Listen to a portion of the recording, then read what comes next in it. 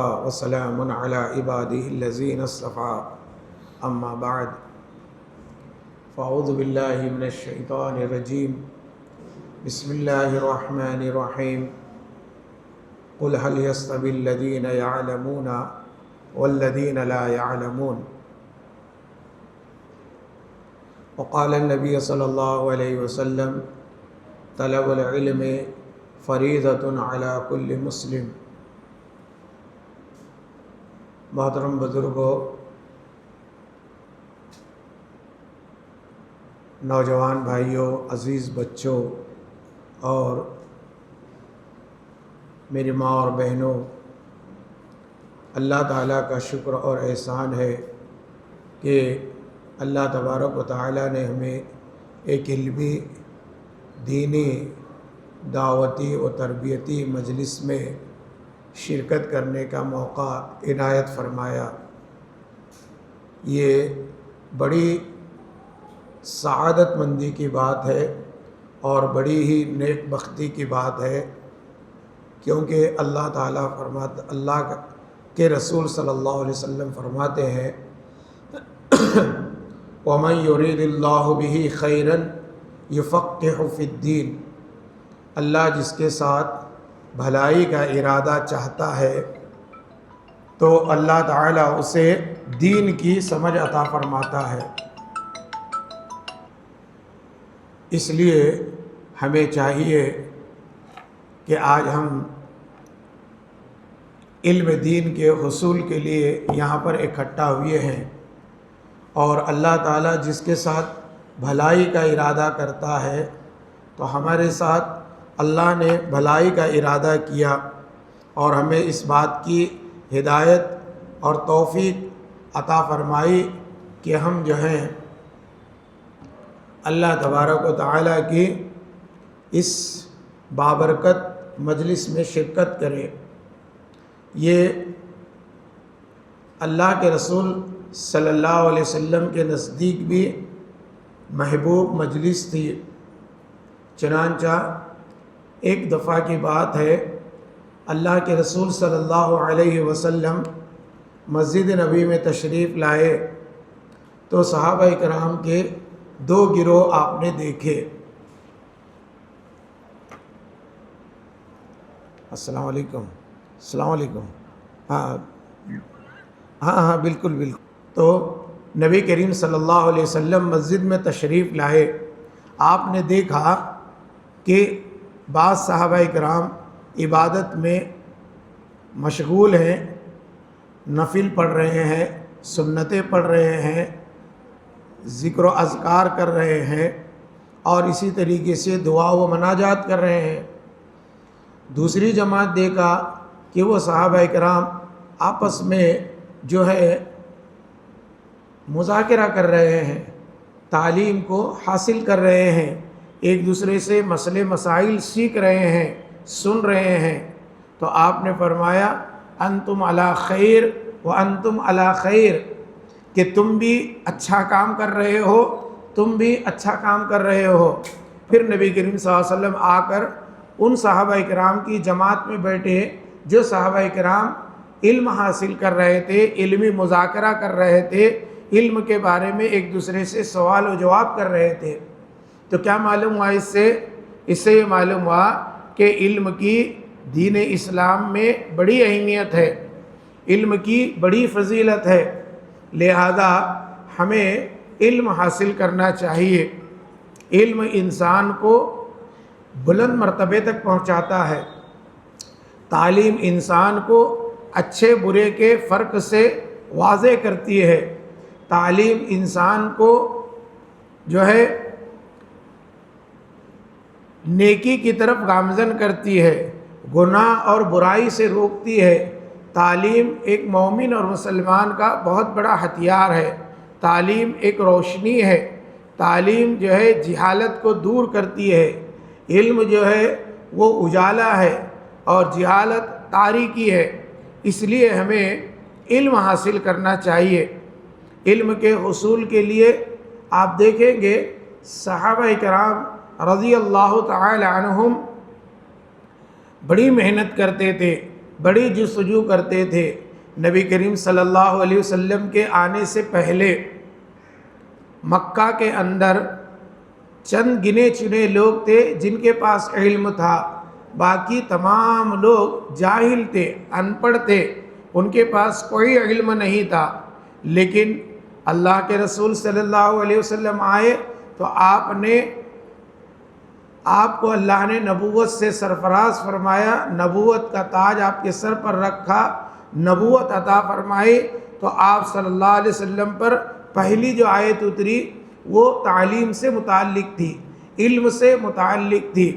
اقرا بسم ربک الذی خلق، پڑھو اپنے اس رب کے نام سے جس نے پیدا کیا۔ چنانچہ اس کے بعد آپ بھی پڑھانے لگے اور لوگ بھی پڑھنے لگے۔ پڑھنا پڑھانا وہاں سے شروع ہوا، وہاں سے آغاز ہوا، یہاں تک کہ آپ مدینہ تشریف لائے۔ تو مدینہ میں آنے کے بعد آپ نے اپنے گھر کا بندوبست نہیں کیا، اپنے گھر بنانے کا کام نہیں کیا، اپنے گھر کا انتظام نہیں کیا۔ سب سے پہلے آپ نے اللہ کے گھر کو بنانا شروع کیا، مسجد کو بنایا آپ نے مدینہ میں آنے کے بعد۔ جب مسجد کی تعمیر آپ اور صحابہ اکرام نے مل کر کی، مسجد جیسے تیسے ٹوٹی پھوٹی جو بھی ہے سیدھی سادی مسجد بنی۔ اب اللہ کے رسول صلی اللہ علیہ وسلم نے وہاں پر پہلا کام کیا کیا؟ آپ نے عبادت کے ساتھ، نماز کے ساتھ صحابہ اکرام کو تعلیم دینا شروع کیا، علم سکھانا شروع کیا۔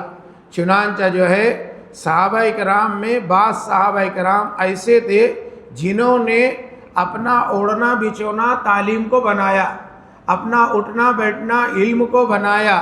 ان کو نہ بیوی بچے تھے، نہ ان کو کوئی گھر تھا، نہ ان کی کمائی کا کوئی ذریعہ تھا، نہ اس پر انہوں نے کوئی توجہ دی۔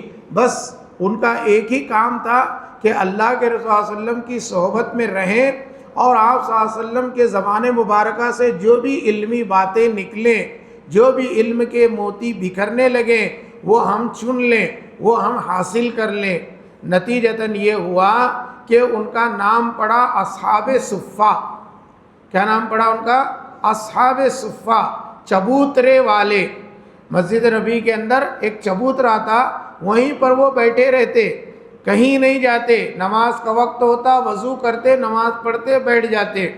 اب کوئی انہیں کھانا لا کر دیا تو کھاتے، نہیں لا کر دیا تو ویسے ہی رہتے۔ تو اس طریقے سے کئی آئے پڑھے چلے گئے، پھر آئے پھر پڑھے پھر چڑھے گئے، یہ تعداد گھٹتی بڑھتی تھی۔ لیکن 70 صحابہ کرام یا 70 سے زائد صحابہ کی تعداد ایسی تھی جو اصحاب صفہ کہلاتی تھی۔ انہی میں سے حضرت ابو ہریرہ رضی اللہ تعالیٰ عنہ، ابو سعید خدری رضی اللہ تعالیٰ عنہ، اسی طریقے سے معاذ رضی اللہ تعالیٰ عنہ، معاذ بن جبل رضی اللہ تعالیٰ عنہ، بہت سارے صحابہ کرام تھے جو وہاں پر اللہ کے رسول صلی اللہ علیہ وسلم سے علم حاصل کرتے تھے۔ حضرت ابو ہریرہ رضی اللہ تعالیٰ عنہ کہتے ہیں میں رات دن اللہ کے نبی صلی اللہ علیہ وسلم کی صحبت ہی میں رہتا تھا، اور کبھی کبھی بھوک کی وجہ سے مجھے چکر آتی تھی، گر پڑتا تھا۔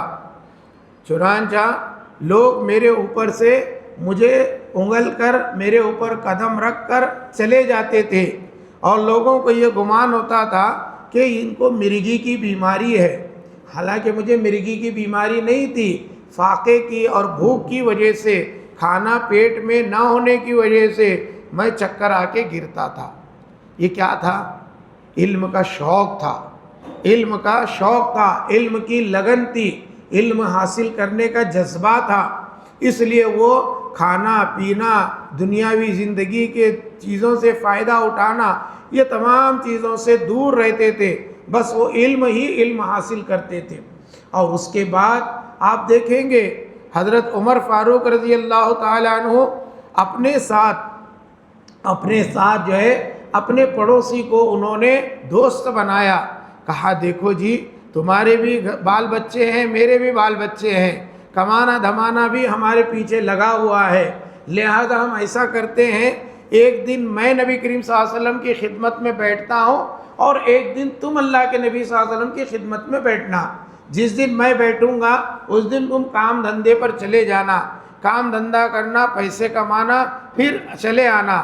میں دن بھر نبی کریم صلی اللہ علیہ وسلم سے جو بھی حدیثیں سنوں گا، سیکھوں گا، یاد کروں گا، اور شام میں تمہارے گھر پہ آ کے تم کو سکھاؤں گا۔ اور دوسرے دن تم بیٹھنا، میں کام پر جاؤں گا، جب وہاں سے لوٹوں گا تو میں نبی کریم صلی اللہ علیہ وسلم سے تم نے جو سنا ہے وہ مجھے آ کر بتانا۔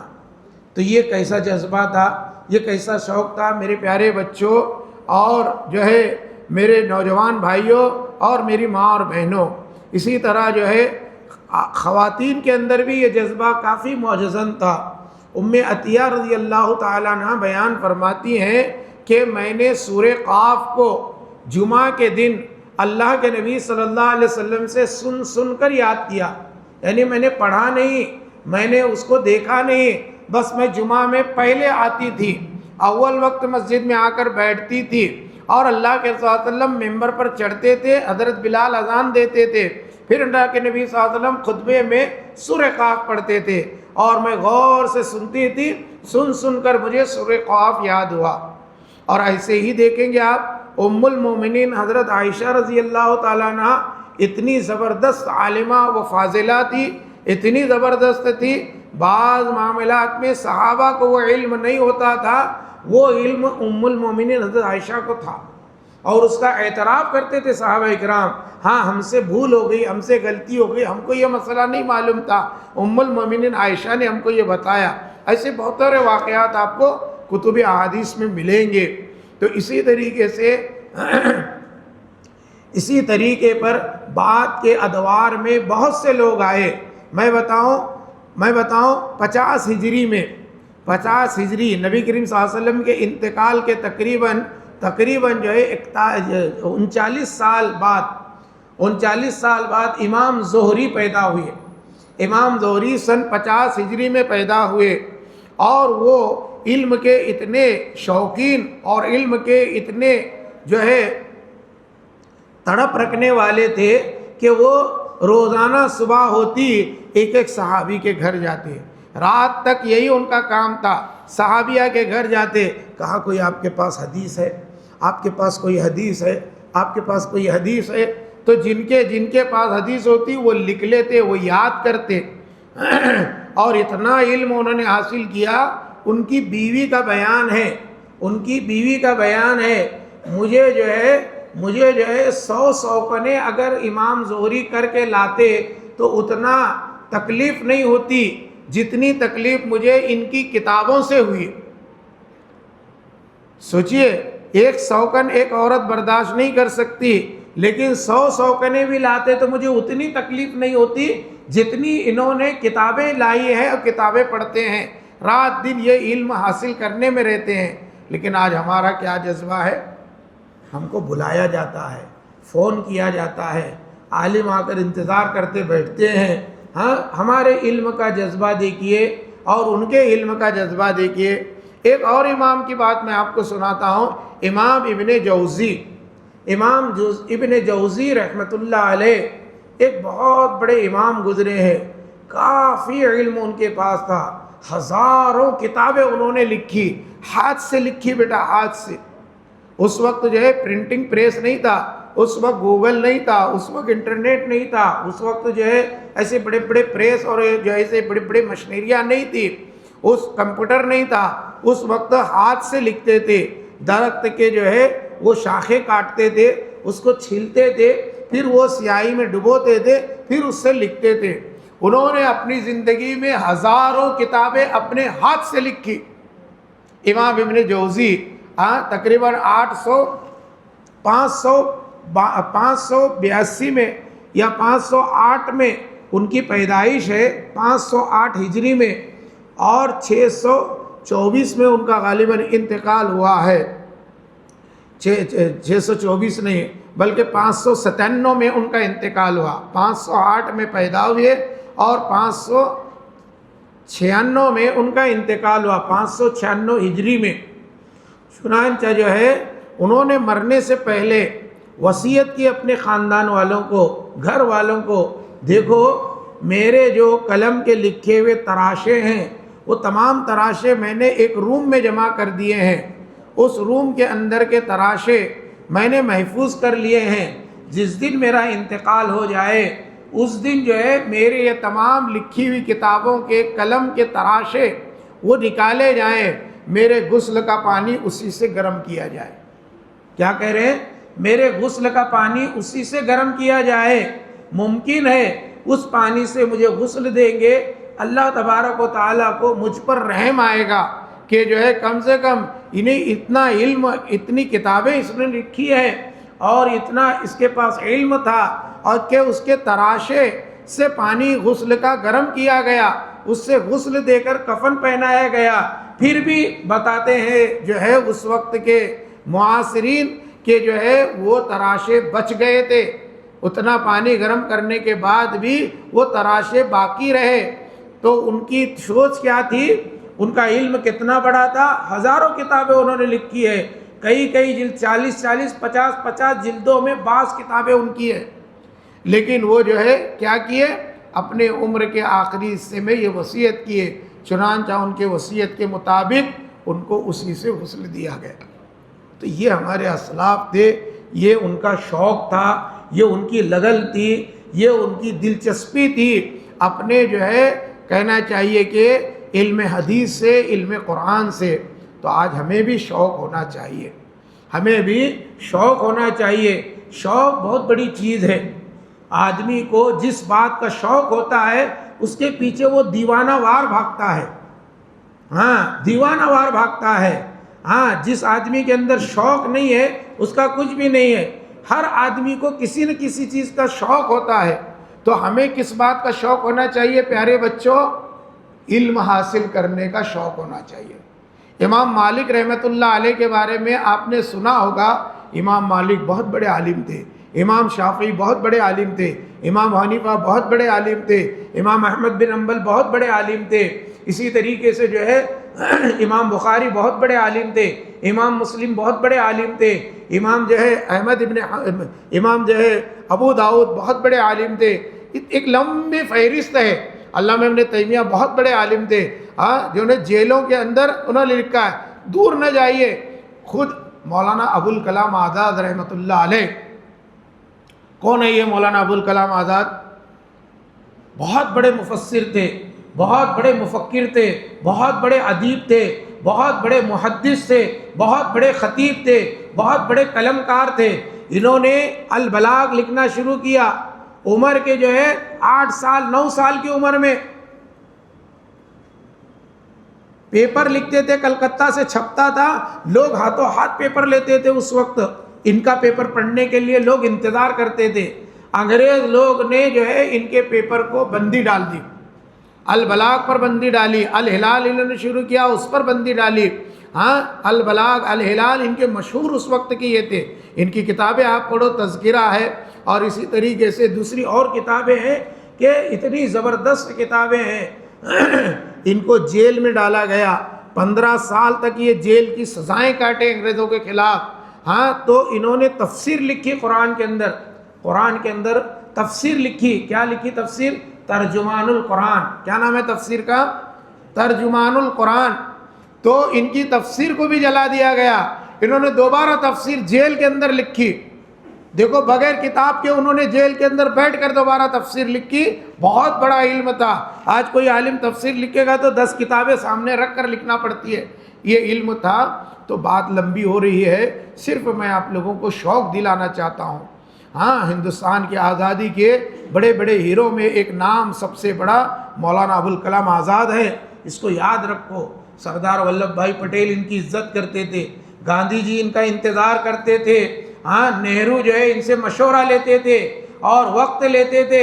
یہ جب تک وقت نہیں دیتے باہر دروازے پر کھڑے رہتے تھے، چاہے وقت کا وزیر اعظم نہرو ہو، پنڈت جواہر لال گاندھی جی ہو یا کوئی بھی، یہ اصول کے بڑے پابند تھے اور اصول کے بڑے جو ہے کہنا چاہیے کہ عمل کرنے والے تھے، اصول پرست تھے۔ تو باتیں بہت ہیں، صرف میں یہ بتانا چاہتا ہوں، شوق پالو۔ آج بچوں کو شوق ہے اچھے کپڑے پہننے کا، آج بچوں کو شوق ہے اچھا بن کے گھومنے کا، آج بچوں کو شوق ہے موبائل اچھے سے اچھا ہاں بہترین موبائل لینے کا، خریدنے کا، اس کو چلانے کا۔ اب بچوں کو آج شوق ہے، کہنا چاہیے کہ بال بڑے بڑے رکھنے کا، یہ شوق سب بربادی کا شوق ہے، یہ شوق بربادی کا شوق ہے۔ علم کا شوق آپ کے پاس رہے گا، یہ علم آپ کو بلندیوں تک پہنچائے گا، اللہ تک پہنچائے گا، اللہ کے رسول تک پہنچائے گا، آپ کو دنیا میں بھی ترقی دے گا، مرنے کے بعد قبر میں بھی راحت دے گا، آخرت میں جنت دلائے گا، آپ کو جہنم سے بچائے گا۔ بس اسی پر میں اپنی بات کو ختم کرتا ہوں، اللہ سے دعا کرتا ہوں اللہ تعالی ہمارے بچوں اور بچیوں کو، ہماری ماؤں بہنوں کو علم دین کے حصول کا شوق عطا فرمائے، اور اللہ تعالیٰ ان میں علم نافع انہیں عطا فرمائے، اور اللہ تعالیٰ ہمارے پاس جو علم ہے وہ علم میں مزید اضافہ فرمائے، اور جو علم ہم نے حاصل کیا ہے اللہ تعالیٰ اس علم پر ہمیں عمل کرنے کی توفیق عطا فرمائے۔ اقول قولی ھذا استغفر اللہ لی ولکم ولسائر المسلمین واستغفرہ انہ هو الغفور الرحیم۔ السلام علیکم ورحمۃ اللہ وبرکاتہ۔